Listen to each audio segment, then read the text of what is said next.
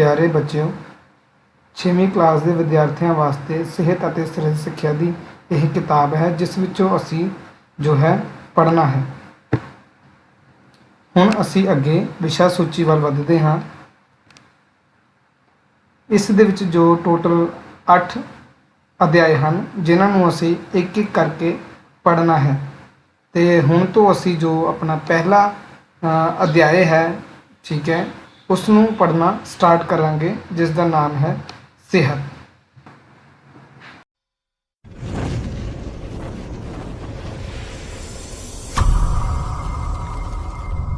आओ सब तो पहला असी यह समझते हाँ कि सेहत का मतलब की है, इसका की अर्थ है। जे असी आम भाषा दे विच गल करिए तो अरोग शरीर नूं ही सेहतमंद मन्निया जाता है।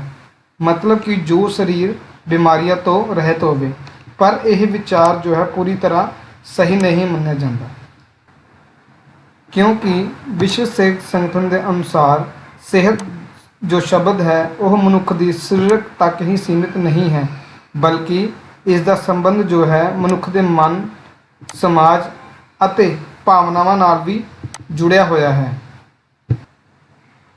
विश्व सेहत संगठन कहता है कि किसी व्यक्ति का सरीरक, मानसिक और समाजिक पक्षों सेहतमंद होना जरूरी है। रोग या कमजोरी रहित शरीर नूं असी सेहतमंद नहीं आख सकते। जो व्यक्ति सेहतमंद हुंदा है उसके सारे अंग जो हैं वो ठीक ढंग नाल काम करते हैं अते वो अपने आप नूं वातावरण विच ढाल लैंदा है।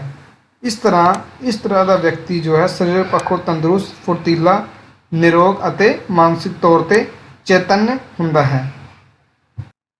इस तरह सेहतमंद व्यक्ति वह व्यक्ति हुंदा है जो अपने जीवन में सरीरक, मानसिक, समाजिक, भावनात्मक अते कित्ते नाल संबंधित जिन्ने भी पहलू हैं उन्हां विच अपना संतुलन बना के रखता है।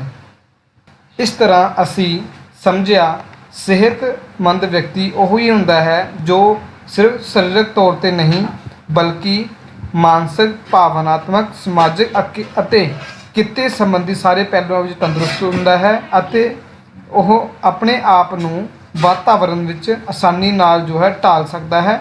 इस तरह के व्यक्ति नूं ही असी सेहतमंद व्यक्ति आखदे हाँ, इसनूं ही असी सेहत आखदे हाँ। हाँ जी बच्चों, अज का टॉपिक है सेहत के किस्मां। जिवें तुहानूं स्क्रीन पर दिख रहा होना कि सेहत दी जिहड़ियां 4 किस्मां मन्नियां जांदियां हन। ठीक है जी। सब तो पहली किस्म जिहड़ी है सरीरक सेहत, दूसरी है जी मानसिक सेहत, समाजिक सेहत अते भावनात्मक सेहत। असी हुण अगे एक एक करके इन्हां डिटेल दे विच जानकारी लवांगे अते इन्हां नूं एक एक करके समझांगे। हुण तुहानूं ये तो समझ आ गया होना कि सेहत दी जिहड़ियां 4 किस्मां हैं। आ हम अगे एक ही करके इन्हां बारे पढ़ीए। साडा जिहड़ा पहला टॉपिक है सरीरक सेहत, इस दे नाम तो ही सानूं पता चल रहा है कि सरीरक सेहत दा भाव साडे शरीर तो है ते जिस दे विच किस दी गल कीती गई है कि साडा शरीर तो सेहतमंद होवे, दूसरा साडे जिहड़े जिन्ने भी शरीर दे अंदरले अंग हैं वो सही ढंग नाल अपना काम कर सकण। ठीक है जी। ते आपां इह गल याद रखनी है कि शरीर सेहत दा भाव साडे शरीर नाल है। तो साडे शरीर दा मतलब साडे जिहड़े अंग ने वो सही ढंग नाल काम करन। दूसरा शरीर तंदुरुस्त होवे, फुर्तीला होवे अते अनेक प्रकार दी जिहड़ियां सरीरक क्रियावां ने उन्हां नूं करन लई तैयार रहे।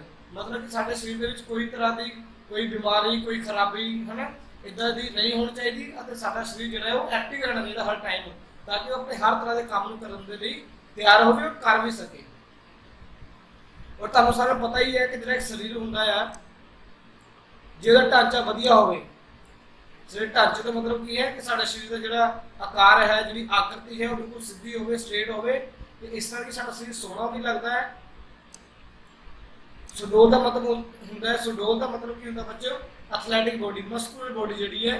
ठीक है जी, जिसनूं एथलीट बॉडी भी कहने हैं उस तरह की होवे। और दूसरा साडे जिहड़े पट्ठे ने, मांसपेशियां ने वो मजबूत होण। ये एक चंगा जिहड़ा शरीर है उहदियां सारियां विशेषतावां हुंदियां अते उस तंदुरुस्त शरीर जिहड़ा साडा सेहतमंद शरीर है वो जिहड़ियां अंदरलियां प्रणालियां हैं जिवें कि साह प्रणाली है, पाचन प्रणाली है, लहू प्रणाली है, ये सारियां सही ढंग नाल अपना काम जिहड़ा है वो कर रही होण। ਤਾਂ ਉਸ ਨੂੰ ਅਸੀਂ ਮੰਨਾਂਗੇ ਕਿ ਉਹ ਵਿਅਕਤੀ ਜਿਹੜਾ ਹੈ ਸਰੀਰਕ ਤੌਰ ਤੇ ਬਿਲਕੁਲ ਸਿਹਤਮੰਦ ਹੈ। ਤੇ ਬੱਚਿਓ ਇਹਨਾਂ ਨੂੰ ਜਿਹੜਾ ਬੜਾ ਧਿਆਨ ਨਾਲ ਸੁਣਨਾ ਹੈ, ਕਿਉਂਕਿ ਇਹਨਾਂ ਚਾਰਾਂ ਵਿੱਚੋਂ ਕੋਈ ਨਾ ਕੋਈ ਜਿਹੜਾ ਪ੍ਰਸ਼ਨ ਹੈ ਉਹ ਪੇਪਰਾਂ ਵਿੱਚ ਪੁੱਛਿਆ ਜਾਂਦਾ ਹੈ। ਇਸ ਕਰਕੇ ਬੜੇ ਧਿਆਨ ਨਾਲ ਸੁਣਨਾ ਹੈ ਤੇ ਸਮਝਣਾ ਇਹਨੂੰ ਆਪਾਂ। ਤਾਂ ਹੁਣ ਜੇ ਆਪਾਂ ਓਵਰਆਲ ਦੇਖੀਏ ਇਸ ਨੂੰ, ਇਸ ਵਿੱਚ ਇਹੀ ਦੱਸਿਆ ਗਿਆ ਕਿ ਜਿਹੜਾ ਸਰੀਰਕ ਸਿਹਤ ਤੋਂ ਭਾਵ ਦੱਸਿਆ ਗਿਆ ਢਾਂਚਾ ਸਹੀ ਹੋਵੇ, ਠੀਕ ਹੈ, ਜੋ ਕਿ ਦੇਖਣ ਵਿੱਚ ਸੋਹਣਾ ਲੱਗਦਾ ਹੈ, ਬਿਮਾਰੀਆਂ ਤੋਂ ਰਹਿਤ ਹੋਵੇ, ਅੰਦਰ ਦੀਆਂ ਪ੍ਰਣਾਲੀਆਂ ਬਿਲਕੁਲ ਠੀਕ ਹੋਣ, ਠੀਕ ਹੈ, ਉਸ ਨੂੰ ਅਸੀਂ ਸਰੀਰਕ ਸਿਹਤ ਕਹਾਂਗੇ। ਅਗਲਾ ਜਿਹੜਾ ਪੁਆਇੰਟ ਹੈ ਸੈਕੰਡ ਪੁਆਇੰਟ ਮਾਨਸਿਕ ਸਿਹਤ। ਅਗਲਾ ਜਿਹੜਾ ਪੁਆਇੰਟ ਉਹ ਹੈ ਮਾਨਸਿਕ ਸਿਹਤ। ਮਾਨਸਿਕ ਸਿਹਤ ਤੋਂ ਭਾਵ ਜਿਹੜਾ ਹੈ ਉਹ ਸਾਡੇ ਦਿਮਾਗ ਨਾਲ ਹੈ, ਤੇ ਇਸ ਦਾ ਜਿਹੜਾ ਮਤਲਬ ਇਹ ਬਣਦਾ ਹੈ ਕਿ ਸਾਡਾ ਜਿਹੜਾ ਦਿਮਾਗੀ ਤੌਰ ਤੇ ਪੂਰਾ ਸੰਤੁਲਨ ਹੋਣਾ ਚਾਹੀਦਾ। ਸਾਡਾ ਦਿਮਾਗੀ ਸਿਹਤ ਮਾਨਸਿਕ ਸਿਹਤ ਬਿਲਕੁਲ ਠੀਕ ਹੈ ਤੇ ਆਪਾਂ ਸਹੀ ਫੈਸਲਾ ਕਰਾਂਗੇ ਅਤੇ ਸਮੇਂ ਸਿਰ ਫੈਸਲਾ ਜਿਹੜਾ ਹੈ ਹਮੇਸ਼ਾ ਹੀ ਕਰਾਂਗੇ, ਅਤੇ ਜਿਸ ਨਾਲ ਕੀ ਸਾਡਾ ਜਿਹੜਾ ਵਿਸ਼ਵਾਸ ਹੈ ਉਹ ਦੂਜਿਆਂ ਤੇ ਕਾਇਮ ਰਹੇਗਾ, ਦੂਜੇ ਨਾਲ ਸਾਡਾ ਵਿਸ਼ਵਾਸ ਬਣਿਆ ਰਹੇਗਾ। ਔਰ ਦੂਸਰੀ ਗੱਲ ਕੀ ਕਰੇ ਕਿ ਜਿਹੜੇ ਬੰਦਾ ਜਾਂ ਇਨਸਾਨ ਦਿਮਾਗੀ ਤੌਰ ਤੇ ਮਾਨਸਿਕ ਤੌਰ ਤੇ ਬਿਲਕੁਲ ਸਵਸਥ ਹੈ, ਵਧੀਆ ਹੈ, ਤੇ ਉਹ ਹਾਲਾਤਾਂ ਅਨੁਸਾਰ ਆਪਣੇ ਆਪ ਨੂੰ ਢਾਲ ਲੈਂਦਾ ਹੈ, ਯਾਨੀ ਕਿ ਉਹ ਜ਼ਿੰਦਗੀ ਦੀ ਜਿੰਨੇ ਵੀ ਮੁਸ਼ਕਲਾਂ ਜੇ ਆਉਂਦੀਆਂ ਉਹਦੀ ਲਾਈਫ ਦੇ ਵਿੱਚ ਕੋਈ ਵੀ, ਤੇ ਉਹਨਾਂ ਅਨੁਸਾਰ ਉਹ ਸਹੀ ਫੈਸਲਾ ਕਰਦਾ ਹੈ, ਉਹਨਾਂ ਦੇ ਅਕੋਰਡਿੰਗ ਆਪਣੇ ਆਪ ਨੂੰ ਢਾਲ ਕੇ ਔਰ ਆਪਣਾ ਸਹੀ ਜਿਹੜਾ ਫੈਸਲਾ ਉਹ ਕਰ ਸਕਦਾ ਹੈ। ਉਮੀਦ ਹੈ ਤੁਹਾਨੂੰ ਇਹ ਸਮਝ ਆ ਗਿਆ ਹੋਣਾ। ਜੇ ਇੱਥੇ ਕੋਈ ਸਮਝ ਨਹੀਂ ਆਉਂਦਾ ਤੁਸੀਂ ਮੈਨੂੰ ਕਮੈਂਟ ਕਰਕੇ ਪੁੱਛ ਸਕਦੇ ਹੋ। ਤੀਸਰਾ ਪੁਆਇੰਟ ਜਿਹੜਾ ਹੈ ਉਹ ਸਮਾਜਿਕ ਸਿਹਤ। ਸਮਾਜਿਕ ਸਿਹਤ ਸਮਾਜ ਯਾਨੀ ਕਿ ਲੋਕ, ਠੀਕ ਹੈ ਜੀ।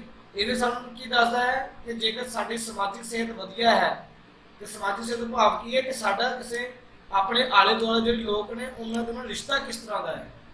ਜੇ ਸਾਡੇ ਰਿਸ਼ਤੇ ਸਾਡੇ ਆਸ-ਪਾਸ ਦੇ ਲੋਕਾਂ ਨਾਲ ਵਧੀਆ ਹੈ ਤੇ ਇਹਦਾ ਮਤਲਬ ਕੀ ਹੈ ਅਸੀਂ ਸਮਾਜਿਕ ਤੌਰ ਤੇ ਸਿਹਤਮੰਦ ਹਾਂ, ਕਿਉਂਕਿ ਮਨੁੱਖ ਕੀ ਹੈ ਇੱਕ ਸਮਾਜਿਕ ਪ੍ਰਾਣੀ ਹੈ। ਉਹ ਆਸ-ਪਾਸ ਜਿਹੜੇ ਹੈ ਲੋਕਾਂ ਨਾਲ ਮਿਲ ਕੇ ਹੀ ਰਹਿੰਦਾ ਹੈ ਔਰ ਉਹਨਾਂ ਨਾਲ ਮਿਲ ਕੇ ਹੀ ਆਪਣੀਆਂ ਜਿਹੜੀਆਂ ਜ਼ਰੂਰਤਾਂ ਨੇ ਉਹਨਾਂ ਨੂੰ ਪੂਰਾ ਕਰਦਾ ਹੈ। ਇਸ ਲਈ ਵਿਅਕਤੀ ਲਈ ਬਹੁਤ ਜ਼ਰੂਰੀ ਹੈ ਕਿ ਉਹ ਆਪਣੇ ਪਰਿਵਾਰ ਅਤੇ ਆਪਣੇ ਸਮਾਜ ਨਾਲ ਮਿਲ ਕੇ ਚੱਲੇ,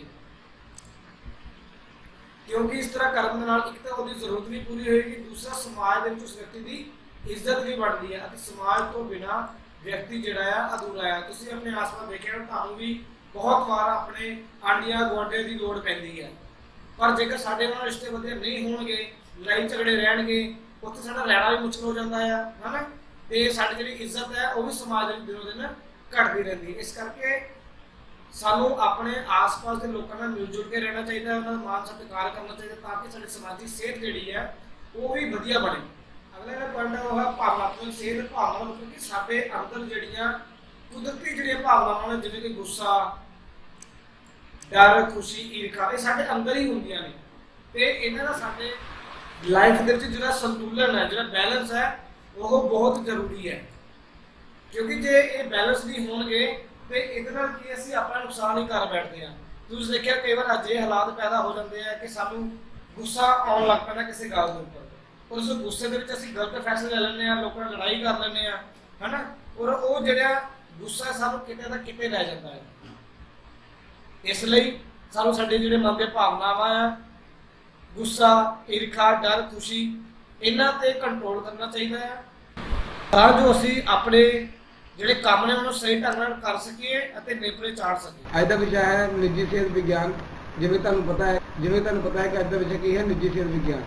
तो निजी सेहत विज्ञान जो है इन्हें समझने लिए आप समझ लीए कि आप निजी विज्ञान किस नूं कहने हैं। जिहड़ा कोई विज्ञान सानूं साडी सेहत की संभाल बारे जानकारी दिंदा है कि असीं अपनी सेहत की संभाल किवें करनी है, उस विज्ञान नूं असीं निजी सेहत विज्ञान जो है आखदे हैं। दोबारा फिर सुन लो कि जिहड़ा विज्ञान सानूं ये दसदा कि असीं अपने आप की संभाल किवें करनी है, अपनी सेहत की संभाल नूं किवें करना है, ठीक है, उस असीं निजी विज्ञान कहते हैं। निजी सेहत का मतलब यही होंदा कि अपने आप की। फिर सानूं पता है कि साडे रहन सहन का अते खाण पीण का आपस दे विच गूढ़ा संबंध हुंदा है। जे साडा खाना पीना अच्छा होगा, रहन सहन अच्छा होगा, तो नो डाउट साडी जिहड़ी सेहत है वधिया होगी। इस तरह ही साडे जो एक व्यक्ति है उहदे शरीर अते मन की जिहड़ी तंदुरुस्ती है वो भी बहुत महत्वपूर्ण होंदी है, क्योंकि शरीर अते मन जेकर दोनों अलग होणगे तां ही असीं जिहड़ा है स्वस्थ जीवन, तंदुरुस्त जीवन जिहड़ा वो बतीत कर सकते हैं। और नाल दा जिहड़ा बंदा तंदुरुस्त हुंदा है वो हर काम बड़ी आसानी नाल कर लैंदा है, क्योंकि वो फिट हुंदा है, उन्हें कोई परेशानी नहीं होंदी। और जेकर इसदा उल्टा देखिए तो जिहड़ा बंदा बीमार होगा, किसी रोग नाल पीड़ित होगा, है ना, वो किसी भी काम नूं ना तो कर सकेगा ਅਤੇ ਨਾ ਹੀ ਉਹਦਾ ਮਨ ਕਰਦਾ ਕਿਸੇ ਕੰਮ ਨੂੰ ਕਰਨ ਦੇ ਲਈ। ਇਸ ਕਰਕੇ ਸਾਡਾ ਜਿਹੜਾ ਸਿਹਤਮੰਦ ਹੋਣਾ ਬਹੁਤ ਜ਼ਰੂਰੀ ਹੈ। ਆਪਣੇ ਆਪ ਦੀ ਸਿਹਤ ਜਿਹੜੀ ਸੰਭਾਲ ਹੈ ਉਹ ਬਹੁਤ ਜ਼ਰੂਰੀ ਹੈ। ਇਸ ਕਰਕੇ ਆਉਣ ਵਾਲੇ ਪੈਰਾਂ ਦੇ ਵਿੱਚ ਸਾਨੂੰ ਬਹੁਤ ਸਾਰੇ ਤਰੀਕੇ ਦੱਸੇ ਗਏ ਹਨ ਕਿ ਕਿਹੜੇ ਕਿਹੜੇ ਅੰਗਾਂ ਦੀ ਸਫਾਈ ਕਰਕੇ ਅਸੀਂ ਆਪਣੇ ਆਪ ਨੂੰ ਤੰਦਰੁਸਤ ਬਣਾ ਸਕਦੇ ਹਾਂ ਅਤੇ ਕਿਹੜੇ ਕਿਹੜੇ ਅੰਗਾਂ ਨੂੰ ਧਿਆਨ ਦੇਣ ਦੀ ਲੋੜ ਹੈ ਸਫਾਈ ਦੇ ਲਈ। ਇਸ ਸੰਬੰਧੀ ਜਿਹੜੀ ਮੁੱਢਲੀ ਜਾਣਕਾਰੀ ਹੈ ਉਹ ਹੇਠ ਲਿਖੇ ਅਨੁਸਾਰ ਹੈ। ਤੇ ਸਭ ਤੋਂ ਪਹਿਲਾਂ ਅਸੀਂ ਜਿਹੜੀ ਸਾਡੀ ਚਮੜੀ ਹੈ, ਸਕਿਨ ਹੈ, ਇਹਦੀ ਸਫਾਈ ਦੇ ਬਾਰੇ ਅਸੀਂ ਦੇਖਾਂਗੇ ਕਿ ਅਸੀਂ ਆਪਣੀ ਚਮੜੀ ਦੀ ਸਫਾਈ ਨੂੰ ਕਿਸ ਤਰੀਕੇ ਨਾਲ ਕਰ ਸਕਦੇ ਹਾਂ। ਬੱਚਿਓ, ਇਸ ਪੈਰਨ ਨੂੰ ਬੜੇ ਧਿਆਨ ਨਾਲ ਸੁਣੋ। ਸਭ ਤੋਂ ਪਹਿਲਾਂ ਮੈਂ ਇਹਨੂੰ ਐਕਸਪਲੇਨ ਕਰੂੰਗਾ, ਉਸ ਤੋਂ ਬਾਅਦ ਮੈਂ ਤੁਹਾਨੂੰ ਵੀ ਦੱਸੂਗਾ ਕਿ ਕਿਵੇਂ ਤੁਸੀਂ ਇਹਨੂੰ ਛੋਟਾ ਕਰਕੇ ਯਾਦ ਕਰਨਾ ਜਾਂ ਕਿਹੜੇ ਕਿਹੜੇ ਲੈਣੇ ਇਹਦੇ ਬਹੁਤ ਇੰਪੋਰਟੈਂਟ ਨੇ। ਸਭ ਤੋਂ ਪਹਿਲੇ ਦੱਸਿਆ ਗਿਆ ਹੈ ਕਿ ਚਮੜੀ ਕੀ ਕਰਦੀ ਹੈ, ਸਾਡੇ ਬਾਹਰਲੇ ਅੰਗਾਂ ਨੂੰ ਢੱਕ ਕੇ ਰੱਖਦੇ। ਤੁਹਾਨੂੰ ਸਾਰਿਆਂ ਨੂੰ ਪਤਾ ਹੈ ਕਿ ਜਿਹੜੀ ਸਕਿਨ ਹੁੰਦੀ ਹੈ ਉਹ ਸਾਡੇ ਅੰਗਾਂ ਨੂੰ ਢੱਕ ਕੇ ਰੱਖਦੀ ਹੈ। ਜੇ ਚਮੜੀ ਨਾ ਹੋਵੇ ਤਾਂ ਸਾਡੇ ਜਿਹੜਾ ਸਰੀਰ ਹੈ ਉਹ ਅਸੀਂ ਦੇਖ ਵੀ ਨਹੀਂ ਸਕਦੇ। ਅਤੇ ਨਾਲ ਨਾਲ ਉਹਨਾਂ ਦੀ ਰੱਖਿਆ ਕਰਦੀ ਹੈ, ਜਿਵੇਂ ਕਿ ਧੁੱਪ ਤੋਂ, ਅੱਗ ਤੋਂ, ਹੋਰ ਬਹੁਤ ਸਾਰੀ ਚੀਜ਼ਾਂ ਤੋਂ। ਇਹ ਸਾਡੇ ਸਰੀਰ ਦਾ ਤਾਪਮਾਨ ਵੀ ਠੀਕ ਰੱਖਦੀ ਹੈ। ਦੇਖੋ ਇੱਥੇ ਕੰਮ ਆ ਗਏ ਚਮੜੀ ਦੇ। ਜੇ ਤੁਹਾਨੂੰ ਇਗਜ਼ਾਮ ਕੁਐਸਚਨ ਹੋਵੇ ਚਮੜੀ ਦੇ ਕੰਮ ਲਿਖੋ, ਆਪਾਂ ਕੀ ਲਿਖ ਸਕਦੇ ਹਾਂ ਕਿ ਇੱਕ ਤੇ ਸਾਡੇ ਅੰਗਾਂ ਨੂੰ ਢੱਕ ਕੇ ਰੱਖਦੀ ਹੈ, ਦੂਜਾ ਇਹਦੀ ਰੱਖਿਆ ਕਰਦੀ ਹੈ, ਤੀਸਰਾ ਤਾਪਮਾਨ ਠੀਕ ਕਰਦੀ ਹੈ, ਤੇ ਚੌਥਾ ਸਰੀਰ ਨੂੰ ਸੁੰਦਰ ਵੀ ਬਣਾਉਂਦੀ ਹੈ। ਇਸ ਤਰੀਕੇ ਨਾਲ ਇਹ 4 ਕੰਮ ਅਸੀਂ ਪੇਪਰਾਂ ਵਿੱਚ ਲਿਖ ਸਕਦੇ ਹਾਂ। ਹੁਣ ਅਗਲੇ ਲਾਈਨ ਕੀ ਕਹਿ ਰਿਹਾ ਕਿ ਜਿਹੜੀ ਚਮੜੀ ਦੀ ਸਫਾਈ ਬਹੁਤ ਜ਼ਰੂਰੀ ਹੈ, ਕਿਉਂਕਿ ਚਮੜੀ ਦੇ ਵਿੱਚ ਕੀ ਹੁੰਦੇ ਆ, ਮਸਾਮ ਹੁੰਦੇ ਆ, ਠੀਕ ਹੈ, ਜਿੱਥੋਂ ਪਸੀਨਾ ਬਾਹਰ ਨਿਕਲਦਾ ਹੈ। ਪਰ ਜੇ ਅਸੀਂ ਇਹ ਰੋਜ਼ ਇਸ਼ਨਾਨ ਨਹੀਂ ਕਰਾਂਗੇ, ਸਫਾਈ ਨਹੀਂ ਕਰਾਂਗੇ, ਤੇ ਇਹ ਜਿਹੜੇ ਮਸਾਮ ਨੇ ਬੰਦ ਹੋ ਜਾਂਦੇ, ਜਿਸ ਕਰਕੇ ਸਾਡੇ ਸਰੀਰ ਦੇ ਵਿੱਚੋਂ ਜਿਹੜੇ ਬੇਲੋੜੇ ਪਦਾਰਥ ਹੈ ਉਹ ਬਾਹਰ ਨਹੀਂ ਨਿਕਲ ਪਾਉਂਦੇ। ਇਸ ਕਰਕੇ ਸਾਡਾ ਜੋ ਹੈ ਚਮੜੀ ਦੀ ਸਫਾਈ ਵਾਸਤੇ ਰੋਜ਼ ਨਹਾਉਣਾ ਬਹੁਤ ਹੀ ਜ਼ਰੂਰੀ ਹੈ। ਉਮੀਦ ਹੈ ਤੁਹਾਨੂੰ ਇਹ ਜਿਹੜਾ ਪੈਰਾ ਹੈ ਸਮਝ ਆ ਗਿਆ ਹੋਣਾ ਹੈ। ਦੂਸਰਾ ਪੈਰਾ ਜਿਹੜਾ ਹੈ ਜੀ ਉਹ ਹੈ ਵਾਲਾਂ ਦੀ ਸਫਾਈ। ਅਸੀਂ ਸਾਰੇ ਜਾਣਦੇ ਹਾਂ ਕਿ ਵਾਲ ਇੱਕ ਇਨਸਾਨ ਦੀ ਖੂਬਸੂਰਤੀ ਦਾ ਬਹੁਤ ਇੱਕ ਮਹੱਤਵਪੂਰਨ ਅੰਗ ਹੁੰਦੇ ਹਨ, ਠੀਕ ਹੈ ਜੀ। ਇਸ ਕਰਕੇ ਵਾਲਾਂ ਦੀ ਸੁੰਦਰਤਾ ਵੀ ਤੇ ਸਫਾਈ ਵੀ ਬਣਾਈ ਰੱਖਣਾ ਦੋਨੋਂ ਬਹੁਤ ਜ਼ਰੂਰੀ ਹੈ। ਇਸ ਕਰਕੇ ਸਾਨੂੰ ਜੋ ਹੈ ਵਾਲਾਂ ਨੂੰ ਸੁੰਦਰ ਤੇ ਖੂਬਸੂਰਤ ਬਣਾਉਣ ਦੇ ਲਈ ਕੀ ਇੱਕ ਚੰਗੀ ਖੁਰਾਕ ਦੀ ਲੋੜ ਪੈਂਦੀ ਹੈ। ਇਸ ਕਰਕੇ ਸਾਨੂੰ ਇੱਕ ਵਧੀਆ ਡਾਈਟ ਜਿਹੜੀ ਹੈ ਖਾਣੀ ਚਾਹੀਦੀ ਹੈ, ਔਰ ਫਾਸਟ ਫੂਡ ਤੋਂ ਜਿਹੜਾ ਹੈ ਦੂਰ ਰਹਿਣਾ ਚਾਹੀਦਾ ਹੈ। ਔਰ ਸਾਨੂੰ ਜਿਹੜਾ ਕੰਘੀ ਹੈ ਉਹ ਹਰ ਰੋਜ਼ ਕਰਨੀ ਚਾਹੀਦੀ ਹੈ ਵਾਲਾਂ ਦੇ ਵਿੱਚ, ਤੇ उसके नाल ही बालों समय समय सिर धोना चाहिए ताकि जो मिट्टी घट्टा जो भी होंगे साढ़े बालों फसिया होंगे वो साफ हो सके। बालों धोने तो बाद सुकाना भी बहुत जरूरी है, ठीक है जी। तुहानूं पता लग गया होना कि सब तो पहला बालों नूं कंघी करनी चाहिए है, ठीक है, जिवें लिखी बालों सफाई। उस बाद समय समय धोना चाहिए है। तीसरा पॉइंट है बालों की मजबूती की चंगी खुराक खानी चाहिए है। चौथा बालों धोने तो बाद सुकाना चाहिए। सारे पता है कि बालों साफ रखने नाल की है जूआं नहीं पैंदियां, तो जूआं जो पै जांदियां तो फिर बाल जिहड़े वो खराब होंदे ने। इस करके सानूं इसकी सफाई वाल खास ध्यान देना चाहिए है। किसी होर व्यक्ति की कंघी जिहड़ी है नहीं वरतनी चाहिए। हो सकता है ਉਹਦੀ ਜਿਹੜੀ ਕੰघी है ਉਹਦੇ ਵਿੱਚ ਜੂਆਂ ਹੋਣ ਜਾਂ ਫਿਰ ਹੋਰ ਕੋਈ ਬਾਲਾਂ ਦੀ ਸ਼ਿਕਾਇਤ ਜਾਂ ਬਿਮਾਰੀ ਹੋ ਸਕਦੀ ਜੋ ਕਿ ਤੁਹਾਡੇ ਬਾਲਾਂ ਨੂੰ ਵੀ ਲੱਗ ਸਕਦੇ ਜੇ ਤੁਸੀਂ ਸੇਮ ਕੰਘੀ ਨੂੰ ਯੂਜ਼ ਕਰੋਗੇ। ਬੱਚਿਓ, ਅੱਖਾਂ ਦੀ ਸਫਾਈ ਜਿਹੜੀ ਹੈ ਬਹੁਤ ਜ਼ਰੂਰੀ, ਕਿਉਂਕਿ ਅੱਖਾਂ ਦਾ ਜਿਹੜਾ ਕੰਮ ਹੈ ਉਹ ਸਾਨੂੰ ਦੁਨੀਆ ਨੂੰ ਦਿਖਾਉਣਾ ਹੈ। ਬਿਨਾਂ ਦੇਖੇ ਅਸੀਂ ਕਿਸੇ ਚੀਜ਼ ਨੂੰ ਸਮਝਣਾ ਜਿਹੜਾ ਆ ਉਹ ਬਹੁਤ ਔਖਾ ਹੋ ਸਕਦਾ ਹੈ। ਇਸ ਕਰਕੇ ਅੱਖਾਂ ਦੀ ਸੰਭਾਲ ਜ਼ਰੂਰੀ ਹੈ। ਔਰ ਅੱਖ ਜਿਹੜੀ ਹੈ ਸਾਡੇ ਸਰੀਰ ਦਾ ਸਭ ਤੋਂ ਕੋਮਲ ਅੰਗ ਹੁੰਦੀਆਂ ਨੇ। ਬੱਚਿਓ, ਇਹ ਅੱਖਾਂ ਦੀ ਦੇਖਭਾਲ ਜਿਹੜੀ ਆ ਉਹ ਪ੍ਰਸ਼ਨ ਹੈ, ਇਹ ਜ਼ਰੂਰੀ ਹੈ। ਤੇ ਇਸ ਨਾਲ ਦੇ ਵਿਚਾਰ ਚਾਹੀਦਾ ਹੈ ਕਿ ਸਭ ਤੋਂ ਪਹਿਲਾਂ ਰੋਜ਼ਾਨਾ 2 ਤੋਂ 3 ਵਾਰ ਸਾਫ ਪਾਣੀ ਤੇ ਠੰਡੇ ਪਾਣੀ ਦੇ ਛਿੱਟੇ ਮਾਰਨੇ ਚਾਹੀਦੇ ਹਨ। ਬੱਚਿਓ, ਤੇਜ਼ ਰੋਸ਼ਨੀ ਤੋਂ ਅੱਖਾਂ ਨੂੰ ਬਚਾਉਣਾ ਚਾਹੀਦਾ ਹੈ। ਪ੍ਰਸ਼ਨ ਹੈ ਕਿ ਜੇ ਅਸੀਂ ਜਾ ਰਹੇ ਹਾਂ ਤਾਂ ਅਸੀਂ ਧੁੱਪ ਦੀ ਐਨਕਾਂ ਪਾ ਸਕਦੇ ਹਾਂ। ਪੇਪਰ ਦੇ ਵਿੱਚ ਵੀ ਹੁੰਦਾ ਹੈ ਕਿ ਅੱਖਾਂ ਨੂੰ ਸਾਫ ਜਿਹੜੀ ਹੈ 2 ਤੋਂ 3 ਵਾਰ ਸਾਫ ਠੰਡੇ ਪਾਣੀ ਨਾਲ। ਪ੍ਰਸ਼ਨ ਹੈ ਪੇਪਰਾਂ ਦੇ ਵਿੱਚ ਵੀ ਹੁੰਦਾ ਹੈ ਕਿ ਅੱਖਾਂ ਨੂੰ ਕਿੰਨੀ ਵਾਰ ਸਾਫ਼ ਕਰਨਾ ਚਾਹੀਦਾ, 2 ਤੋਂ 3 ਵਾਰ ਸਾਫ਼ ਤੇ ਠੰਡੇ ਪਾਣੀ ਨਾਲ। ਤੇਜ਼ ਰੋਸ਼ਨੀ ਤੋਂ ਅੱਖਾਂ ਨੂੰ ਬਚਾਉਣਾ ਚਾਹੀਦਾ ਹੈ, ਜਿਵੇਂ ਕਿ ਧੁੱਪ ਵਿੱਚ ਜੇ ਅਸੀਂ ਜਾ ਰਹੇ ਹਾਂ ਤਾਂ ਅਸੀਂ ਧੁੱਪ ਦੀ ਐਨਕਾਂ ਪਾ ਸਕਦੇ ਹਾਂ, ਹੈ ਨਾ। ਇਸ ਨਾਲ ਆਪਾਂ ਆਪਣੇ ਅੱਖਾਂ ਦੀ ਜਿਹੜੀ ਹੈ ਰੱਖਿਆ ਕਰ ਸਕਦੇ ਹਾਂ। ਦੂਸਰਾ ਦੱਸੀ ਗਈ ਹੈ ਕਿ ਜਦੋਂ ਅਸੀਂ ਪੜ੍ਹਦੇ ਹਾਂ ਜਾਂ ਕੋਈ ਕੰਮ ਕਰਦੇ ਤਾਂ ਜਿਹੜਾ ਪ੍ਰਕਾਸ਼ ਹੈ ਸਾਡੀ ਅੱਖਾਂ ਦੇ ਨਾਲ ਵਸਤੂ ਤੇ ਪੈਣਾ ਚਾਹੀਦਾ ਹੈ, ਨਾ ਕਿ ਸਾਡੇ ਸਾਹਮਣੇ। ਤਾਂ ਇਸ ਚੀਜ਼ ਦਾ ਬਹੁਤ ਖਾਸ ਖਿਆਲ ਰੱਖਣਾ ਹੈ ताकि साढ़े अखा का जो बचाव हो सके। इस वीडियो के इन्ना ही, मिलते हैं अगले पार्ट के। जे तुहानूं वीडियो मेरी अच्छी लगे तो चैनल को शेयर लाइक सबसक्राइब जरूर। चौथा टॉपिक है जी कन्नां दी सफाई। जिवें तुहानूं पता है कि कन्न भी साडी सेहत का एक जरूरी हिस्सा ने, इन्हां दी सफाई भी जिहड़ी बहुत जरूरी है क्योंकि कन्न साडी सुनन दे विच जिहड़ी है वो मदद करदे। इस करके इन्हां दी जिहड़ी साम संभाल है ਉਹ ਬਹੁਤ ਜ਼ਰੂਰੀ ਹੈ। ਕੰਨ ਵਿੱਚ ਕੀ ਹੁੰਦਾ ਹੈ ਕਿ ਨਾਜ਼ੁਕ ਪਰਦਾ ਹੁੰਦਾ ਹੈ, ਇਸੇ ਕਰਕੇ ਕਿਹਾ ਜਾਂਦਾ ਹੈ ਕਿ ਕੋਈ ਵੀ ਤਿੱਖੀ ਚੀਜ਼ ਜਿਹੜੀ ਹੈ ਉਹ ਕੰਨ ਦੇ ਵਿੱਚ ਨਹੀਂ ਮਾਰਨੀ ਚਾਹੀਦੀ ਜਾਂ ਉੱਚੀ ਆਵਾਜ਼ ਨਹੀਂ ਸੁਣਨੀ ਚਾਹੀਦੀ, ਕਿਉਂਕਿ ਇਸ ਤਰ੍ਹਾਂ ਕਰਨ ਦੇ ਨਾਲ ਉਹ ਪਰਦਾ ਜਿਹੜਾ ਹੈ ਉਹ ਫਟ ਸਕਦਾ ਹੈ ਤੇ ਹੋ ਸਕਦਾ ਆਪਾਂ ਹਮੇਸ਼ਾ ਦੇ ਲਈ ਸੁਣ ਨਾ ਸਕੀਏ। ਇਸੇ ਲਈ ਬੱਚੇ ਮਨਾ ਕੀਤੇ ਨੇ ਕੰਨ ਦੇ ਵਿੱਚ ਤਿੱਖੀ ਚੀਜ਼ ਜਾਂ ਸ਼ੋਰ ਦੇ ਵਿੱਚ ਸਾਨੂੰ ਜ਼ਿਆਦਾ ਨਹੀਂ ਜਾਣਾ ਚਾਹੀਦਾ। ਉਸ ਤੋਂ ਬਾਅਦ ਜਿਵੇਂ ਅੱਜ ਦਾ ਸਮਾਂ ਤੁਹਾਨੂੰ ਪਤਾ ਹੈ ਚੱਲ ਰਿਹਾ ਕਿ ਹਰ ਕਿਸੇ ਵਿਅਕਤੀ ਨੂੰ ਹੈੱਡਫੋਨ ਲਗਾ ਕੇ ਗਾਣੇ ਸੁਣਨ ਦੀ, ਹੈੱਡਫੋਨ ਲਗਾ ਕੇ ਟੀਵੀ ਦੇਖਣ ਦੀ, ਹੈੱਡਫੋਨ ਲਗਾ ਕੇ ਮੋਬਾਈਲ ਦੇਖਣ ਦੀ ਆਦਤ ਬਹੁਤ ਜ਼ਿਆਦਾ ਹੈ। ਸਾਨੂੰ ਜਿਹੜੀ ਹੈ ਜ਼ਿਆਦਾ ਹੈੱਡਫੋਨ ਦੀ ਵਰਤੋਂ ਨਹੀਂ ਕਰਨੀ ਚਾਹੀਦੀ, ਇਸ ਦੇ ਨਾਲ ਵੀ ਸਾਡੇ ਦਿਮਾਗ ਤੇ ਔਰ ਸਾਡੇ ਕੰਨ ਦੇ ਉੱਪਰ ਜਿਹੜਾ ਆ ਬੁਰਾ ਅਸਰ ਪੈਂਦਾ ਹੈ। ਪਰ ਉਸ ਤੋਂ ਬਾਅਦ ਆ ਗਿਆ ਬਹੁਤ ਜ਼ਿਆਦਾ ਮੋਬਾਈਲ 'ਤੇ ਗੱਲਾਂ ਨਹੀਂ ਕਰਨੀਆਂ ਚਾਹੀਦੀਆਂ, ਇਹਦਾ ਵੀ ਸਾਡੇ ਜਿਹੜੇ ਦਿਮਾਗ ਹੈ ਉਹਦੇ ਉੱਪਰ ਬੁਰਾ ਅਸਰ ਪੈਂਦਾ ਆ। ਅਤੇ ਨਾਲ ਦੇ ਨਾਲ ਜਿਹੜਾ ਆ ਜੇ ਸਾਨੂੰ ਕੰਨਾਂ ਸੰਬੰਧੀ ਕੋਈ ਪ੍ਰੋਬਲਮ ਮਹਿਸੂਸ ਹੁੰਦੀ ਹੈ, ਜਿਵੇਂ ਕੰਨ ਵਿੱਚੋਂ ਪਾਣੀ ਨਿਕਲਣਾ ਜਾਂ ਫੋੜਾ ਫਿੰਸੀ ਹੋਣਾ, ਤਾਂ ਸਾਨੂੰ ਕੀ ਕਰਨਾ ਚਾਹੀਦਾ, ਡਾਕਟਰ ਦੀ ਸਹਾਇਤਾ ਜਿਹੜੀ ਹੈ ਉਹ ਲੈਣੀ ਚਾਹੀਦੀ ਹੈ। ਉਮੀਦ ਹੈ ਮੇਰੀ ਇਹ ਵਿਆਖਿਆ ਤੁਹਾਨੂੰ ਸਮਝ ਆ ਗਈ ਹੋਣੀ ਹੈ ਔਰ ਤੁਸੀਂ ਹੁਣ ਆਸਾਨੀ ਨਾਲ ਇਹਨੂੰ ਲਿਖ ਸਕੋਗੇ। ਜੇ ਕੋਈ ਪ੍ਰੋਬਲਮ ਆਉਂਦੀ ਤੁਸੀਂ ਕਮੈਂਟ ਕਰਕੇ ਮੈਨੂੰ ਨੀਚੇ ਦੱਸ ਸਕਦੇ ਹੋ। ਅਗਲਾ ਹੈ ਜੀ ਨੱਕ ਦੀ ਸਫਾਈ। ਹਾਂਜੀ ਬੱਚਿਓ, ਨੱਕ ਤੁਹਾਨੂੰ ਪਤਾ ਹੀ ਕਿਹੜੇ ਕੰਮ ਹੁੰਦਾ ਹੈ, ਸਾਹ ਲੈਣ ਦੇ ਕੰਮ ਹੁੰਦਾ ਨਾ। ਇਸ ਤੋਂ ਇਲਾਵਾ ਸੁੰਘਣ ਦੇ ਕੰਮ ਵੀ ਹੁੰਦਾ ਹੈ, ਸਾਡੀ ਗਿਆਨ ਇੰਦਰੀ ਉਹਦਾ ਪਾਰਟ ਵੀ ਹੈ। ਇਸ ਕਰਕੇ ਨੱਕ ਵੀ ਸਾਡਾ ਜਿਹੜਾ ਆ ਬਹੁਤ ਇੰਪੋਰਟੈਂਟ ਹਿੱਸਾ ਆ ਔਰ ਇਹ ਸਾਨੂੰ ਜਿਹੜਾ ਆ ਸਾਹ ਲੈਣ ਦੇ ਵਿੱਚ ਜਿਹੜੀ ਸਾਡੇ ਲਈ ਸਹਾਇਤਾ ਕਰਦਾ ਹੈ ਔਰ ਨੱਕ ਰਾਹੀਂ ਹੀ ਸਾਹ ਲੈਣਾ ਚਾਹੀਦਾ ਹੈ। ਇਹਦਾ ਕਾਰਨ ਕੀ ਹੈ ਬੱਚਿਓ, ਕਿਉਂਕਿ ਨੱਕ ਦੇ ਛੋਟੇ ਛੋਟੇ ਵਾਲ ਹੁੰਦੇ ਆ ਜਿਹਦੇ ਕਰਕੇ ਹਵਾ ਜਿਹੜੀ ਹੈ ਉਹ ਸਾਫ਼ ਹੋ ਕੇ ਅੰਦਰ ਜਾਂਦੀ ਹੈ। ਦੂਜਾ ਕਿ ਸਾਡੇ ਸਰੀਰ ਦਾ ਜਿਹੜਾ ਤਾਪਮਾਨ ਹੈ, ਨੱਕ ਉਸ ਹਵਾ ਨੂੰ ਉਸ ਮੁਤਾਬਿਕ ਜਿਹੜਾ ਢਾਲ ਦਿੰਦਾ ਹੈ। ਠੀਕ ਹੈ ਜੀ। ਉਸ ਤੋਂ ਬਾਅਦ ਆ ਗਿਆ ਨੱਕ ਇੱਕ ਜਾਲੀ ਦਾ ਕੰਮ ਕਰਦਾ ਹੈ। ਜਿਵੇਂ ਤਾਂ ਦੱਸਿਆ ਨਾ, ਨੱਕ ਜਿਹੜੇ ਛੋਟੇ ਛੋਟੇ ਵਾਲ ਹੁੰਦੇ ਜਿਹੜੇ ਕਿ ਹਵਾ ਨੂੰ ਸਾਫ਼ ਕਰਕੇ ਸਾਡੇ ਅੰਦਰ ਭੇਜਦੇ ਆ, ਇਸ ਤਰ੍ਹਾਂ ਇੱਕ ਜਾਲੀ ਦਾ ਜਿਹੜਾ ਕੰਮ ਹੈ ਉਹ ਕਰਦਾ ਹੈ। ਦੇਖੋ ਉਹੀ ਗੱਲ ਜਿਵੇਂ ਕਹਿ ਰਹੇ ਛੋਟੇ ਛੋਟੇ ਵਾਲ ਹੁੰਦੇ ਆ ਨਾ, ਇਸ ਤਰ੍ਹਾਂ। ਤੇ ਅੱਗੋਂ ਇਹ ਸਾਰੀ ਤੁਹਾਨੂੰ ਮੈਂ ਦੱਸ ਦਿੱਤਾ ਹੈ ਕਿ ਕਿਸ ਤਰ੍ਹਾਂ ਛੋਟੇ ਛੋਟੇ ਵਾਲ ਸਾਡੇ ਕੰਮ ਕਰਦੇ ਆ। ਤੇ ਜੇ ਕੋਈ ਕਣ ਜਿਹੜਾ ਆ ਉਹ ਵਾਲਾਂ ਦੇ ਵਿੱਚ ਨਹੀਂ ਫਸਦਾ ਹੈ ਨਾ, ਤਾਂ ਉਹ ਅੱਗੇ ਜਾ ਕੇ ਤੇ ਅੰਦਰਲੇ ਪਾਸੇ ਜਾ ਕੇ ਚਿਪਕ ਜਾਂਦਾ ਹੈ। ਇਸ ਤਰ੍ਹਾਂ ਜਿਹੜੀ ਹੈ ਹਵਾ ਸਾਡੀ ਸ਼ੁੱਧ ਹੋ ਕੇ ਫੇਫੜਿਆਂ ਵਿੱਚ ਜਾਂਦੀ ਹੈ। ਔਰ ਇਸ਼ਨਾਨ ਕਰਦੇ ਸਮੇਂ ਸਾਨੂੰ ਨੱਕ ਨੂੰ ਜ਼ਰੂਰ ਸਾਫ਼ ਕਰਨਾ ਚਾਹੀਦਾ। ਜੈਸੇ ਆਪਾਂ ਜੇ ਮੂੰਹ ਹੈ ਧੋ ਲਿਆ, ਤੁਹਾਨੂੰ ਉਸ ਸਮੇਂ ਨੱਕ ਨੂੰ ਸਾਫ਼ ਕਰਨਾ ਚਾਹੀਦਾ ਹੈ। ਇਸ ਤਰ੍ਹਾਂ ਨੱਕ ਦੇ ਕਰਕੇ ਸਾਡੇ ਸਰੀਰ ਦੇ ਕਈ ਰੋਗਾਂ ਦਾ ਜਿਹੜਾ ਬਚਾਅ ਹੈ ਉਹ ਹੋ ਜਾਂਦਾ ਹੈ। ਹਾਂਜੀ, ਅਗਲਾ ਆ ਗਿਆ ਜੀ ਦੰਦਾਂ ਦੀ ਸਫਾਈ। ਦੰਦ ਬਹੁਤ ਜ਼ਰੂਰੀ ਹੈ ਬੱਚਿਓ।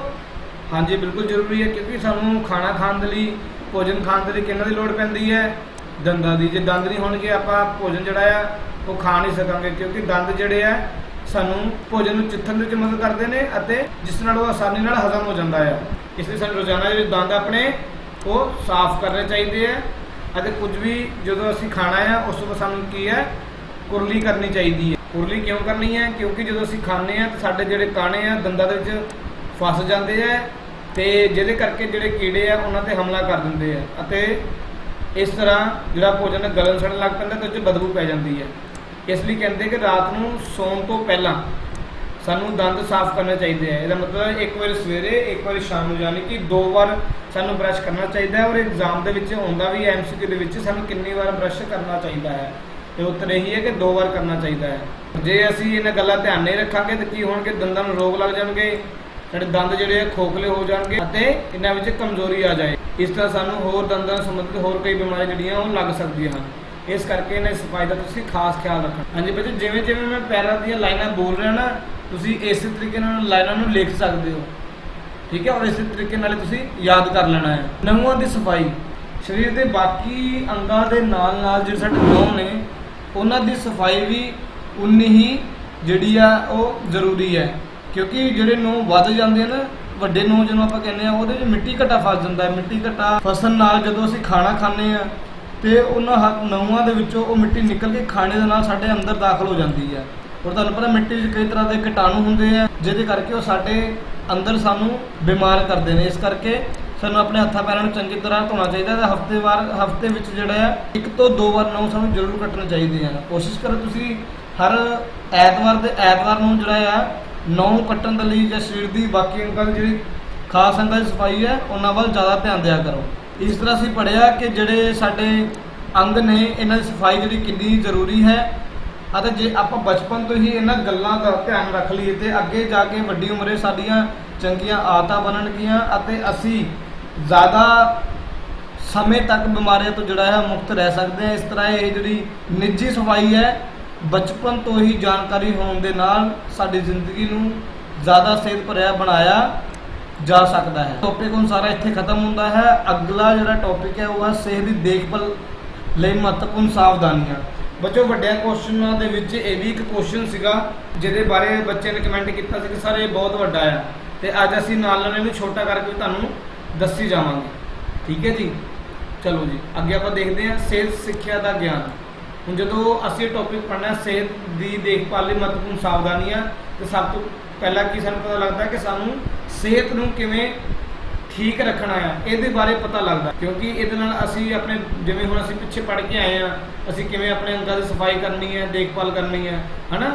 ਇਸ ਤਰ੍ਹਾਂ ਸਾਨੂੰ ਪਤਾ ਲੱਗਦਾ ਕਿ ਅਸੀਂ ਆਪਣੀ ਦੇਖਭਾਲ ਕਿਵੇਂ ਕਰਨੀ ਹੈ। ਉਸ ਤੋਂ ਬਾਅਦ ਨੰਬਰ 2 ਤੇ ਆ ਜਾਂਦਾ ਭੋਜਨ ਸੰਬੰਧੀ ਆਦਤਾਂ। ਹੁਣ ਜਿਵੇਂ ਪਹਿਲੀ ਲਾਈਨ ਲਿਖੀ ਹੈ, ਬੱਚੇ ਨੂੰ ਸਾਫ਼ ਸੁਥਰਾ ਸੰਤੁਲਿਤ ਭੋਜਨ ਖਾਣਾ ਚਾਹੀਦਾ ਹੈ ਜਿਸ ਵਿੱਚ ਪ੍ਰੋਟੀਨ, ਕਾਰਬੋਹਾਈਡਰੇਟ, ਸੰਧਿਆਈ ਵਰਗੇ ਤੱਤ ਹੋਣ, ਹਨਾ। ਆਪਾਂ ਇਹਨੂੰ ਛੋਟਾ ਕਰਕੇ ਲਿਖ ਸਕਦੇ ਹਾਂ ਕਿ ਬੱਚੇ ਨੂੰ ਸਾਫ਼ ਸੁਥਰਾ ਤੇ ਸੰਤੁਲਿਤ ਭੋਜਨ ਖਾਣਾ ਚਾਹੀਦਾ ਹੈ। ਆਪਾਂ ਇੰਨੀ ਲਾਈਨ ਵੀ ਇਹਦੇ ਵਿੱਚ ਲਿਖ ਸਕਦੇ। ਫਿਰ ਆ ਗਿਆ ਖਾਣਾ ਖਾਣ ਤੋਂ ਪਹਿਲਾਂ ਹੱਥ ਧੋਣੇ ਚਾਹੀਦੇ ਆ, ਜਿਵੇਂ ਕਿ ਆਪਾਂ ਪਹਿਲਾਂ ਪੜ੍ਹਿਆ ਸਾਨੂੰ ਪਤਾ ਵੀ ਹੈ, ਹਨਾ। ਇਹ ਤੁਸੀਂ ਖਿਆਲ ਰੱਖੋ ਇਹ ਟੌਪਿਕ ਕੀ ਹੈ, ਭੋਜਨ ਸੰਬੰਧੀ ਆਦਤਾਂ। ਇਸ ਕਰਕੇ ਜਦੋਂ ਭੋਜਨ ਸੰਬੰਧੀ ਆਪਾਂ ਜਿਹੜੀਆਂ ਆਦਤਾਂ ਸਾਨੂੰ ਅਪਣਾਉਣੀਆਂ ਚਾਹੀਦੀਆਂ, ਆਪਾਂ ਉਹ ਜ਼ਿਆਦਾਤਰ ਅਸੀਂ ਘਰ ਵਿੱਚੋਂ ਕਰਦੇ ਵੀ ਹਾਂ। ਠੀਕ ਹੈ ਨਾ, ਕਿਸੇ ਸਾਬਣ ਤੋਂ ਪਹਿਲਾਂ ਹੱਥ ਧੋਣੇ ਆ, ਜਾਂ ਲੋੜ ਤੋਂ ਜ਼ਿਆਦਾ ਗਰਮ ਠੰਡਾ ਖਾਣਾ ਨਹੀਂ ਖਾਣਾ ਚਾਹੀਦਾ। ਇਹ ਸਾਰੀ ਚੀਜ਼ਾਂ ਭੋਜਨ ਦੇ ਸੰਬੰਧਿਤ ਆ। ਠੀਕ ਹੈ, ਉਸ ਤੋਂ ਬਾਅਦ ਕੀ ਕਹਿ ਰਿਹਾ ਕਿ ਟੀਵੀ ਦੇਖਦੇ ਜਾਂ ਕੰਪਿਊਟਰ ਚਲਾਉਂਦੇ ਖਾਣਾ ਨਹੀਂ ਖਾਣਾ ਚਾਹੀਦਾ ਸਾਨੂੰ। ਠੀਕ ਹੈ, ਲੇਟ ਕੇ ਖਾਣਾ ਨਹੀਂ ਖਾਣਾ ਚਾਹੀਦਾ, ਸਗੋਂ ਸਿੱਧੇ ਬਹਿ ਖਾਣਾ ਚਾਹੀਦਾ ਆ। ਬੱਚੇ ਨੂੰ ਜ਼ਿਆਦਾ ਘਰ ਦਾ ਬਣਿਆ ਹੋਇਆ ਭੋਜਨ ਖਾਣਾ ਚਾਹੀਦਾ ਹੈ। ਇਹ ਬੜੀ ਕਾਮਨ ਜੀ ਗੱਲ ਹੈ ਕਿ ਬੱਚੇ ਜਿਹੜੇ ਜ਼ਿਆਦਾਤਰ ਬਾਹਰ ਦਾ ਖਾਣਾ, ਪੀਜ਼ਾ, ਬਰਗਰ ਵਗੈਰਾ ਖਾਣਾ ਪਸੰਦ ਕਰਦੇ ਆ। ਠੀਕ ਹੈ, ਇਸ ਪਰ ਸਾਨੂੰ ਕੀ ਹੈ, ਘਰ ਦਾ ਖਾਣਾ ਜਿਹੜਾ ਉਹ ਖਾਣਾ ਚਾਹੀਦਾ ਹੈ। ਖਾਣੇ ਨੂੰ ਹਮੇਸ਼ਾ ਕੀ ਹੈ, ਢੱਕ ਕੇ ਰੱਖਣਾ ਚਾਹੀਦਾ ਹੈ। ਫਲ ਹਮੇਸ਼ਾ ਚੰਗੀ ਤਰ੍ਹਾਂ ਧੋ ਕੇ ਖਾਣੇ ਚਾਹੀਦੇ ਨੇ। ਬਸ ਇੰਨੀਆਂ ਆਦਤਾਂ ਆ, ਹਨਾ। ਖਾਣੇ ਸੰਬੰਧੀ ਇਹਨਾਂ ਗੱਲਾਂ ਆਪਾਂ ਖਿਆਲ ਰੱਖਣਾ ਹੁੰਦਾ ਹੈ। ਫਿਰ ਆ ਗਿਆ ਡਾਕਟਰੀ ਜਾਂਚ। ਇਹਦੇ ਵਿੱਚ ਕੀ ਕਹਿ ਰਿਹਾ ਕਿ ਸਾਨੂੰ ਸਮੇਂ-ਸਮੇਂ ਤੇ ਡਾਕਟਰੀ ਜਾਂਚ ਕਰਵਾਉਣੀ ਚਾਹੀਦੀ ਹੈ। ਉਹ ਜਿਹੜੇ ਬੱਚਿਆਂ ਨੂੰ ਟੀਕੇ ਲੱਗਣੇ ਹੁੰਦੇ ਹਨ ਉਹ ਵੀ ਸਾਨੂੰ ਸਮੇਂ ਸਿਰ ਜਿਹੜੇ ਹੈ ਉਹ ਲਗਾਉਣੇ ਚਾਹੀਦੇ ਨੇ। ਕਿਸੇ ਵੀ ਤਰ੍ਹਾਂ ਦੀ ਸੱਟ ਕੋਈ ਲੱਗਦੀ ਹੈ ਤੇ ਸਾਨੂੰ ਅਣਗਹਿਲੀ ਕਰਨ ਦੀ ਬਜਾਏ ਡਾਕਟਰ ਕੋਲ ਜਾ ਕੇ ਉਹਦਾ ਇਲਾਜ ਕਰਵਾਉਣਾ ਚਾਹੀਦਾ ਹੈ। ਫਿਰ ਆ ਗਿਆ ਸੁਭਾਅ, ਮਤਲਬ ਤੁਹਾਡਾ ਸੁਭਾਅ ਕਿਹੋ ਜਿਹਾ ਹੋਣਾ ਚਾਹੀਦਾ। ਤੁਹਾਡਾ ਸੁਭਾਅ ਜਿਹੜਾ ਹਰ ਵੇਲੇ ਖੁਸ਼ ਹੋਣਾ ਰਹਿਣਾ ਚਾਹੀਦਾ ਹੈ। ਚੰਗਾ ਸੁਭਾਅ ਜਿਹੜਾ ਸਿਹਤ ਲਈ ਵਧੀਆ ਹੁੰਦਾ ਹੈ, ਅਤੇ ਚਿੱਟੇ ਸੁਭਾਅ ਨਾਲ ਸਾਡੇ ਸਰੀਰ ਤੇ ਮਾੜਾ ਅਸਰ ਪੈਂਦਾ ਹੈ। ਆਦਤਾਂ, ਹੁਣ ਸਾਡੀਆਂ ਰੋਜ਼ ਦੀਆਂ ਆਦਤਾਂ ਕਿਹੋ ਜਿਹੀਆਂ ਹੋਣੀਆਂ ਚਾਹੀਦੀਆਂ। ਦੇਖੋ ਬੱਚੇ, ਕੋਈ ਵੀ ਚੀਜ਼ ਹੈ, ਜਿਵੇਂ ਕਿ ਪੜ੍ਹਾਈ ਹੈ, ਸਾਨੂੰ ਪੜ੍ਹਾਈ ਰੋਜ਼ ਕਰਨੀ ਚਾਹੀਦੀ ਹੈ, ਸਮੇਂ ਸਿਰ ਉੱਠਣਾ ਚਾਹੀਦਾ ਹੈ, ਖੇਡਣਾ ਵੀ ਚਾਹੀਦਾ, ਆਰਾਮ ਵੀ ਕਰਨਾ ਚਾਹੀਦਾ ਹੈ। ਠੀਕ ਹੈ ਜੀ, ਇਹ ਸਾਰੀਆਂ ਚੀਜ਼ਾਂ ਸਾਡੇ ਚੰਗੀਆਂ ਆਦਤਾਂ ਵਿੱਚ ਆਉਂਦੀਆਂ ਨੇ। ਇਹਦੇ ਨਾਲ ਸਾਨੂੰ ਆਪਣੇ ਘਰ ਦੇ ਤੇ ਆਲੇ ਦੁਆਲੇ ਦੀ ਸਫਾਈ ਕਰਨੀ ਚਾਹੀਦੀ ਹੈ। ਔਰ ਪੜ੍ਹਨ ਲੱਗੇ ਅਸੀਂ ਖਿਆਲ ਰੱਖਣਾ ਕਿ ਜਿੱਥੇ ਵੀ ਅਸੀਂ ਪੜ੍ਹੀਏ ਉੱਥੇ ਰੋਸ਼ਨੀ ਜਿਹੜੀ ਹੈ ਪ੍ਰੋਪਰ ਆਉਂਦੀ ਹੋਵੇ। ਘੱਟ ਰੋਸ਼ਨੀ ਪੜ੍ਹਨ ਨਾਲ ਅੱਖਾਂ 'ਤੇ ਕੀ ਹੈ, ਮਾੜਾ ਅਸਰ ਪੈਂਦਾ ਹੈ। ਦੂਸਰਾ, ਜਿੱਥੇ ਅਸੀਂ ਪੜ੍ਹਨਾ ਹੈ ਜਾਂ ਸੋਣਾ ਆ, ਬੈਠਣਾ ਖਲੋਣਾ, ਉਹ ਫਰਨੀਚਰ ਜਿਹੜਾ ਹੈ ਵਧੀਆ ਹੋਣਾ ਚਾਹੀਦਾ, ਚੰਗਾ ਹੋਣਾ ਚਾਹੀਦਾ, ਤਾਂ ਕਿ ਤੁਹਾਡਾ ਪੋਸਚਰ ਜਿਹੜਾ ਉਹ ਠੀਕ ਰਹੇ। ਇਸ ਤਰ੍ਹਾਂ ਇਹ ਕੁਛ ਆਦਤਾਂ ਜਿਹਨਾਂ ਦਾ ਅਸੀਂ ਖਿਆਲ ਰੱਖਣਾ ਹੈ। ਫਿਰ ਆ ਗਿਆ ਖੇਡਾਂ, ਕਸਰਤ ਅਤੇ ਯੋਗ। ਤੁਹਾਨੂੰ ਪਤਾ ਨਾ, ਖੇਡਾਂ ਕਸਰਤਾਂ ਅਸੀਂ ਕਿਉਂ ਕਰਦੇ ਹਾਂ? ਸਰੀਰ ਨੂੰ ਰੁਸ਼ਟ-ਪੁਸ਼ਟ ਰੱਖਣ ਦੇ ਲਈ ਅਸੀਂ ਖੇਡ ਯੋਗਾ ਜਿਹੜਾ ਆ ਉਹ ਕਰਦੇ ਹਾਂ। ਔਰ ਕਸਰਤ ਕਰਨ ਲਈ ਸਾਨੂੰ ਕੀ ਚਾਹੀਦਾ ਕਿ ਜੋ ਵੀ ਅਸੀਂ ਕਸਰਤ ਕਰੀਏ ਖਾਲੀ ਪੇਟ ਕਰਨਾ ਚਾਹੀਦਾ। ਨਹੀਂ ਰੋਟੀ ਖਾ ਕੇ ਆਪਾਂ ਤੁਰੰਤ ਖੇਡਣ ਚਲੇ ਗਏ, ਜ਼ਿਆਦਾਤਰ ਬੱਚੇ ਹੀ ਕਰਦੇ ਆ। ਸਾਨੂੰ ਇਹ ਨਹੀਂ ਕਰਨਾ ਚਾਹੀਦਾ। ਘੱਟੋ ਘੱਟ ਖੇਡਣ ਦੇ ਵਿੱਚ ਔਰ ਰੋਟੀ ਖਾਣ ਵਿੱਚ 3 ਤੋਂ 4 ਘੰਟੇ ਦਾ ਜਿਹੜਾ ਹੈ ਅੰਤਰ ਹੋਣਾ ਚਾਹੀਦਾ ਹੈ। ਕਸਰਤ ਅਤੇ ਯੋਗ ਖੁੱਲ੍ਹਾ ਵਾਤਾਵਰਣ ਵਿੱਚ ਕਰਨੀ ਚਾਹੀਦੀ। ਬੱਚਿਆਂ ਨੂੰ ਵੱਧ ਖੇਡਾਂ 'ਚ ਭਾਗ ਲੈਣਾ ਚਾਹੀਦਾ ਹੈ ਅਤੇ ਖੇਡਾਂ ਖੇਡਣ ਤੋਂ ਪਹਿਲਾਂ ਸਰੀਰ ਨੂੰ ਗਰਮਾਉਣਾ ਚਾਹੀਦਾ ਹੈ। ਬਸ ਖਤਮ ਹੋ ਗਿਆ। ਇਸ ਤਰ੍ਹਾਂ ਅਸੀਂ ਜਿਹੜਾ ਪੂਰਾ ਚੈਪਟਰ ਹੈ ਉਹ ਪੜ੍ਹ ਲਿਆ ਹੈ। ਹੁਣ ਅਸੀਂ ਇਸ ਚੈਪਟਰ ਦੇ ਜਿਹੜੇ ਹੈ MCQ ਹੈ ਉਹ ਵੀ ਕਰਾਂਗੇ, ਤਾਂ ਕਿ ਤੁਹਾਡੀ ਚੈਪਟਰ ਦੇ ਪੜ੍ਹਨ ਦੇ ਨਾਲ ਨਾਲ ਤੁਹਾਡੀ ਜਿਹੜੀ ਹੈ ਤਿਆਰੀ ਵੀ ਹੋ ਸਕੇ ਔਰ ਤੁਹਾਨੂੰ ਸਮਝ ਆ ਸਕੇ ਤੁਹਾਨੂੰ ਕਿੰਨਾ ਕਿ ਚੈਪਟਰ ਜਿਹੜਾ ਹੈ ਸਮਝ ਆਏ, ਕਿੰਨੇ ਕੁ ਆਨਸਰ ਤੁਸੀਂ ਆਪ ਦੇ ਸਕਦੇ ਹੋ। ਹੁਣ ਜਿਹੜਾ ਆਹ ਵਾਲਾ ਕੁਐਸਚਨ ਸੀ, ਸਿਹਤ ਨੂੰ ਨਿਰੋਗ ਰੱਖਣ ਲਈ ਕੋਈ 5 ਆਦਤਾਂ। ਹੁਣ ਬੱਚੇ ਅਸੀਂ ਆ ਕਿੰਨੇ ਭੋਜਨ ਸੰਬੰਧੀ ਆਦਤਾਂ ਪੜ੍ਹੀਆਂ ਆ, ਡਾਕਟਰੀ ਜਾਂਚ ਪੜ੍ਹੀ, ਇਹ ਸਾਰੀਆਂ ਦੇ ਵਿੱਚ ਵੀ ਕਾਫੀ ਸਾਰੇ ਟੌਪਿਕ ਦਿੱਤੇ। ਤੁਸੀਂ ਇਹਨਾਂ ਵਿੱਚ ਕੋਈ ਵੀ 5 ਲਿਖ ਸਕਦੇ ਹੋ। ਉਦਾਹਰਨ ਦੇ ਤੁਸੀਂ ਚਾਹੇ ਇਹ ਵੀ 5 ਲਿਖ ਸਕਦੇ ਹੋ, ਇਹੀ 5 ਲਿਖ ਸਕਦੇ ਹੋ, ਜਾਂ ਫਿਰ ਤੁਸੀਂ ਹਰ ਵਿੱਚੋਂ 2-2 3-3 ਲੈ ਸਕਦੇ ਹੋ। ਜਿਵੇਂ 3 ਦੇ ਵਿੱਚੋਂ ਲੈ ਲਿਆ ਆਪਾਂ, ਹੈ ਨਾ। ਫਿਰ ਡਾਕਟਰ ਜਾਂਚ ਸੰਬੰਧੀ ਲੈ ਲਿਆ ਕਿ ਸਾਨੂੰ ਇਹ ਡਾਕਟਰੀ ਜਾਂਚ ਸਮੇਂ ਸਿਰ ਕਰਵਾਉਣੀ ਚਾਹੀਦੀ ਹੈ, 4 ਹੋ ਗਏ। ਸੁਭਾਅ ਜਿਹੜਾ ਖੁਸ਼ ਭਰਿਆ ਹੋਣਾ ਚਾਹੀਦਾ ਆ। ਕੋਈ ਵੀ ਆਦਤ ਲੈ ਲਓ, ਸਾਨੂੰ ਸਮੇਂ ਸਿਰ ਉੱਠਣਾ ਚਾਹੀਦਾ ਆ, ਅਤੇ ਕੋਈ ਵੀ ਆਦਤ ਤੁਸੀਂ ਇਹਨਾਂ ਵਿੱਚ ਲੈ ਸਕਦੇ ਹੋ। ਠੀਕ ਹੈ ਜੀ, ਉਮੀਦ ਹੈ ਤੁਹਾਨੂੰ ਅੱਜ ਦਾ ਜਿਹੜਾ ਚੈਪਟਰ ਹੈ ਉਹ ਸਮਝ ਆ ਗਿਆ ਹੋਣਾ। ਇਸ ਤੋਂ ਸਾਡਾ ਜਿਹੜਾ ਪਹਿਲਾ ਚੈਪਟਰ 6ਵੀਂ ਕਲਾਸ ਦਾ ਸਿਹਤ ਉਹ ਕੰਪਲੀਟ ਹੁੰਦਾ ਹੈ। ਮਿਲਦੇ ਹਾਂ ਅਗਲੀ ਵੀਡੀਓ ਦੇ ਵਿੱਚ। ਤਦ ਤੱਕ ਚੈਨਲ ਨੂੰ ਲਾਈਕ, ਸਬਸਕ੍ਰਾਈਬ ਤੇ ਸ਼ੇਅਰ ਜ਼ਰੂਰ ਕਰੋ। ਧੰਨਵਾਦ।